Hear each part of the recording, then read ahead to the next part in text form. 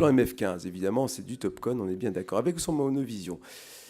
Alors, il faut savoir que cet implant, effectivement, c'est l'implant Adolphe, comme l'avait rappelé Virginie, l'implant Adolphe de la firme Topcon, Oculentis, et qui est donc un implant réfractif sectoriel avec une addition sur 160 degrés, dont la position peut être mise de façon indifférente sur n'importe quel axe. Classiquement, on aimait bien les mettre en bas au début pour les MF30, mais en fait, on s'est aperçu que le fait, surtout pour en tout cas le MF15, le mettre sur l'axe que vous voulez, n'a pas d'importance sur la profondeur de champ, ça n'a pas d'effet péjoratif. Et c'est d'autant plus vrai que maintenant cet implant est utilisé en version cylindrique, qui peut être en standard, c'est-à-dire que l'axe de la toricité va être mise comme pour n'importe quel implant torique, il faut se mettre sur le bon axe. Au contraire des versions customisées qu'on a notamment pour le M+, MF30, customisé torique, qu'on va laisser toujours en position verticale et le tor est préplacé sur l'axe à la commande de l'implant. Donc vous pouvez, là évidemment, sur un implant standard torique, par exemple, vous allez le mettre selon l'axe nécessaire et ça ne préjuge pas et ça ne pénalise pas la vision intermédiaire. Les caractéristiques, les spécifications de cet implant, bon, il est classique, c'est une plateforme bien connue et unanime maintenant. Il y avait des implants avec des encensés également, mais qui, je crois, sont beaucoup moins utilisés car leur centrage est un peu moins bon, à mon avis. En tout cas, moi, je privilégie, s'il existe encore, cette version-là et pas l'ancienne version à anse en C. Les puissances sont disponibles jusqu'à 36 dioptries, vous le voyez, par pas de demi-dioptrie. On a un implant vraiment qui est très efficient, avec une constante A qui, pour moi, est plutôt un tout petit peu plus basse que celle proposée par le laboratoire. Topcon, une fois de plus. La vidéo, très rapidement.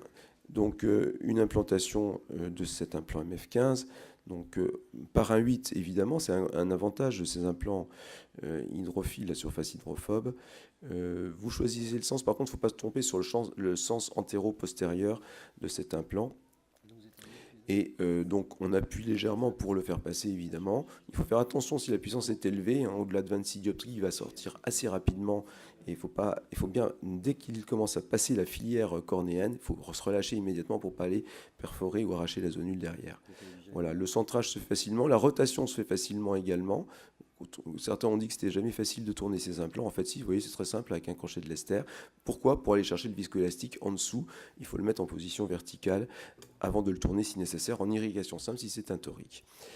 Alors, donc j'ai étudié une soixantaine d'yeux avec 3 groupes différents, en fait plus que 2. Premier groupe, les 2 yeux étaient en hémétropie pure. Deuxième groupe, il y avait un œil en hémétropie, l'œil dominant, et l'œil non dominant avec une légère myopisation que l'on va voir. Et j'avais quelques cas, donc je les ai rajoutés en 3e série, mais ils sont un peu moins nombreux, avec un confort sur l'œil dominant et un M+, pas M plus X, sur l'œil non dominant. Cette série montre donc des petites différences d'âge entre les patients. Les effectifs, vous voyez, moins nombreux sur l'intervention, disons, mix and match, on va dire.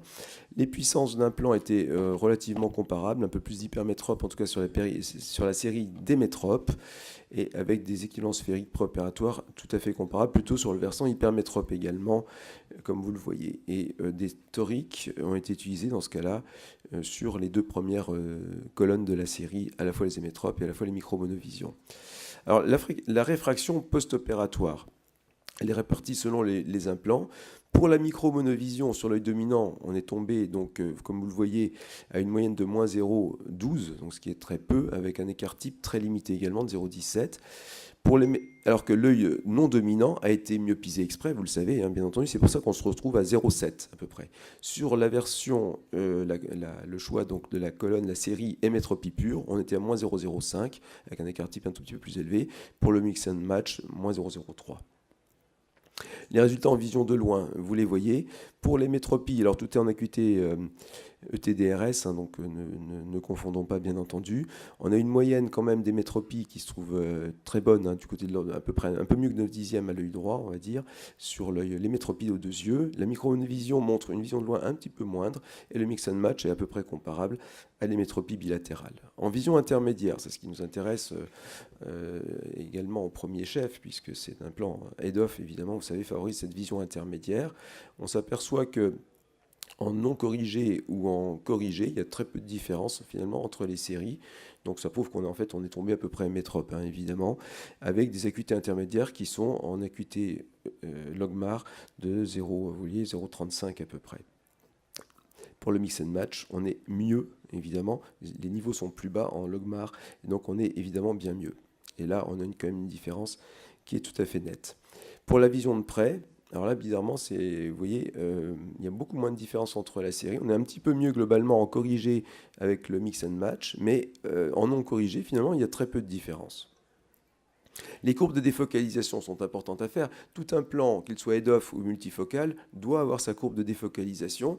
Je vous rappelle comment on fait pour ceux qui n'ont pas l'habitude. Vous prenez la meilleure acuité de loin corrigée, vous corrigez 0,25 de cylindre s'il le faut, et vous mettez des lentilles additionnelles de plus 3 à moins 3 en général, ça suffit, et vous faites lire le patient à chaque fois. Et ça vous est utile dans cette partie droite, dans les verres négatifs que vous allez interposer sur votre lunette d'essai, ça vous donne la profondeur de champ. Et vous voyez par exemple qu'à moins 0,50, moins 1,50 mis sur votre œil, vous le faites lire, et donc vous avez effectivement une acuité qui est quasiment à 8 dixièmes avec chacune des 3 séries. Quand on monte un peu encore ces verres additionnels, donc on explore plus la vision de près en les faisant lire de loin mais avec une lentille négative, en fait on explore le foyer de près. Voilà, c'est du binoculaire bien entendu, et là on s'aperçoit qu'effectivement le mix and match est un petit peu meilleur. Alors la sensibilité au contraste montre de petites différences. Bon, c'est vrai qu'à 100%, c'est pas significatif du tout.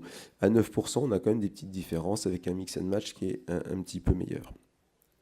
Les effets photiques, donc tout multifocal, tout head-off, prévenez toujours des risques de halo essentiellement, car même s'ils ne sont pas très fréquents, c'est ce qu'il faut quand même donner comme information préopératoire aux patients, car ces signes-là existent, en sachant qu'en matière de halo, ils sont beaucoup moins ressentis, beaucoup moins fréquents qu'avec les implants diffractifs. Et ça, c'est une constante qu'on a retrouvée depuis que je pose, maintenant ça va faire 10 ans bientôt, ces modèles d'implants. Et ça, c'est un plus. Donc pour la tolérance, pour des gens un peu pusillanimes, des gens qui veulent quand même lire, mais qui ne veulent pas porter donc de lunettes, par rapport à ceux qui conduisent notamment le soir, je pense que c'est un implant qui est vraiment un implant de choix. En tout cas, vous voyez que les halos sont bien moindres ceux des séries des implants diffractifs, c'est ce que je vous disais. Il y en a quand même qui sont un peu gênants, mais on a toujours des gens un petit peu difficiles qui, à l'interrogatoire, vous disent « Ah oui, finalement, je ne suis pas si bien que ça, etc. » Car à chaque fois, ce sont des pourcentages d'interrogatoire. Il faut faire la différence dans les séries que vous lisez entre les cas où les gens déclarent spontanément leurs effets secondaires et ceux sur lesquels vous faites un interrogatoire. Moi, systématiquement, à 2 mois, au moment de la courbe de défocalisation, on a un questionnaire très, très stéréotypé qui reprend tout ça. Donc là, ce sont des réponses à des questions. Par contre, le glaire, vous le voyez, est pas négligeable, et surtout sur le cas des micro-monovisions. Pourquoi? Parce que l'œil qui est légèrement myope, forcément, il diffuse un peu plus les lumières, notamment le soir, si les personnes ne portent pas de verre complémentaire pour la conduite, et ça vous donne évidemment un peu plus de glaire. Les dysphotopsies peu sensibles, en tout cas les baisses de contraste non significatives également. On a beaucoup de gens très satisfaits ou satisfaits, petite différence selon les séries, mais elles ne sont pas vraiment significatives. Par contre, on n'a aucun insatisfait, et ça c'est quand même une constante, et ça c'est quelque chose qui est très important, car vous savez bien que quand vous allez commencer la multifocalité, vous avez toujours un peu peur d'avoir ces insatisfaits, donc vous ne saurez pas quoi faire obligatoirement, car explanter, pas explanter, gérer autrement, mettre un collier qui va resserrer un peu la pupille, etc. etc. C'est jamais très agréable d'avoir quelqu'un revenir 4-5 fois en post-opératoire à sa consultation. Là, honnêtement, c'est la sécurité. Vous voulez démarrer la profondeur de champ, honnêtement, vous aurez, à mon avis, je ne pense pas avoir de déboire, et de mémoire, je ne pense pas avoir explanté une seule fois un M+ confort. Un M+, oui, ça est déjà arrivé. Pour une Woxy Vision, vous savez, cette vision cireuse décrite, c'est assez arrivé. Mais en tout cas, en fréquence nettement moins importante que les implants diffractifs. Les lunettes en complément, on a des gens qui portent des lunettes de près en complément, mais ils le savent dès le départ. C'est dans le contrat qu'on leur dit, écoutez, vous ne serez pas gêné de loin, vous serez bien intermédiaire. Par contre, si vous lisez longtemps, vous regardez une notice de médicaments, vous faites du modélisme, à ce moment-là, il faut un petit +2, par exemple, pour vous aider. Et en général, c'est très bien perçu. Pourquoi? Parce que c'est vraiment la vision sociale sans lunettes, et c'est ce que réclament de nombreuses personnes. Si c'est quelqu'un qui veut vraiment lire des petites choses sans lunettes, c'est sûr que ce n'est pas l'implant prévu pour. Donc, en conclusion, l'acuité visuelle, pour la vision de loin, le gagnant, c'est la série hémétrope aux 2 yeux. La micro-monovision est un petit peu en deçà, mais évidemment, on a ce qu'on perd ailleurs. La vision intermédiaire, c'est plutôt le mix and match qui donne la meilleure vision intermédiaire. alors que le micro-monovision, la métropie, il n'y avait pas énormément de différence. Et pour la vision de près, pour moi, c'est pratiquement match nul. Mais c'est vrai que le mix and match est un peu plus faible. Les courbes de défocalisation, on a vu qu'il y avait des différences à moins 2,50. Il n'y en a pas vraiment à moins 1,50 et moins 2. Un peu plus de glaire, on l'a vu avec la micro-monovision. Et à mon avis, si vous voulez vraiment faire une micro-monovision, tablez plutôt que... Moi, j'étais à moins 6, on l'a vu en moyenne. Mettez-vous plutôt sur moins 1. À mon avis, vous serez plus efficace pour la vision rapprochée. Voilà, je vous remercie.